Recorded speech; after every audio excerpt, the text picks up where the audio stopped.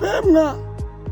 yemeze bi urashaka kwiba nibiki sadu ni hano hari ibintu kwafunze nakibagura iki wagendeye nere mu gitondo cyako umuntu mpomera amazi ndamubura nese vie reka nkubaze ko nasize harimo amazi yo gutekesha ariko se ubundi kutajya woga ushaka amazi menshi yiki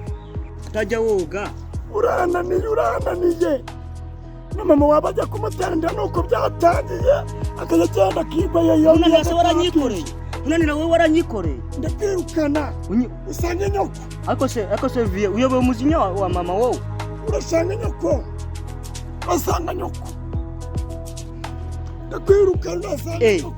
nta n'ibyawe karimo nkubwira ninda nkukangiye urahita ugwa mu nzu uricwa n'umwanda ninjye ukoza urabizi ibyo byo ko ninjye ukoza uramusanga n'ubundi uransuzugura ushaka ingene